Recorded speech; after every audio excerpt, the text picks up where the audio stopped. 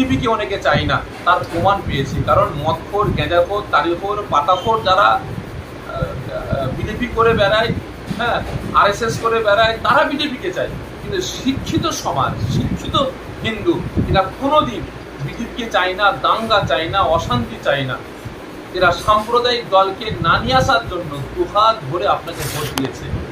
যেমন গত কয়েকদিন আগে আমরা দেখলাম আমাদের দিল্লিতে প্রধানমন্ত্রী শপথ নিলেন, তার আগে চন্দ্রবাবু নাইডু সাহেব এবং তার সাথে নীতিশবাবু, নরেন্দ্র মোদী আমাদের প্রধানমন্ত্রী, তেনারা জোট হয়েছে।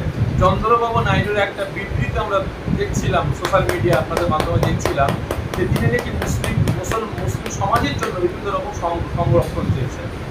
অবশ্যই ভালো জিনিস, কিন্তু এক্ষেত্রেও কিন্তু মুসলিম সমাজকে কেন্দ্র করে রাজনীতি করছে। তাহলে তাই যদি হয়, তাহলে আজকে ভারতবর্ষ নয়, শুধু পশ্চিমবাংলা নয়, ভারতের কয়েকটা রাজ্য নয়, তাম পৃথিবীর মুসলিম সমাজের জন্য খুশির দিন হিসাবে দুটো দিন আছে, ঈদ উল ফিতর আর ঈদ উল আজহা।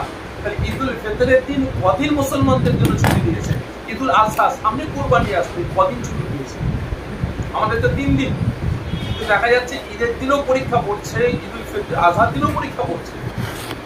অতএব আমি ফুরফুরা দরবার শরীফের একজন পীরজাদা হিসাবে, পীর পরিবারের সন্তান হিসাবে আমি আমার রাজ্যের মুখ্যমন্ত্রীর কাছে অনুরোধ করব, অবিলম্বে আর কয়েকটা দিন বাকি আছে, আপনি মুসলিম সমাজ অবশ্যই আপনি ভালোবাসেন, আপনি মুসলিম দরদি, প্রত্যেকটা সমাজকেও ভালোবাসেন, তার সাথে সাথে আপনি মুসলিমকেও ভালোবাসেন।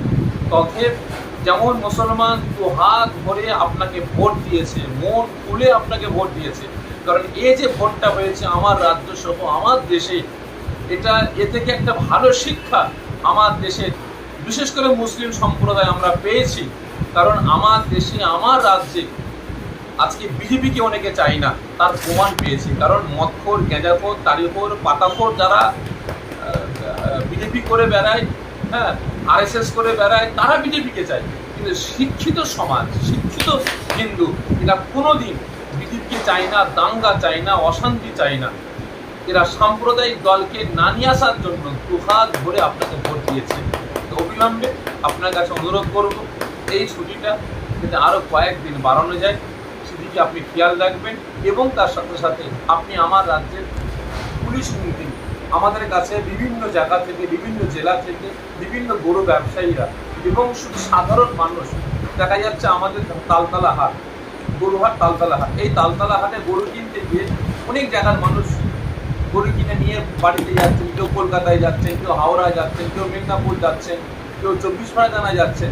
রাস্তায় তাদেরকে পুলিশ প্রশাসন, সকলকে খারাপ বলবো না, কিছু কিছু পুলিশ প্রশাসন তানারা আছেন, তানাদেরকে এই রোদে, এই গরমে দাঁড় করিয়ে বলছে 500 টাকা দাও, 1000 টাকা দাও, 700 টাকা দাও, 400 টাকা দাও, 100 টাকা দাও।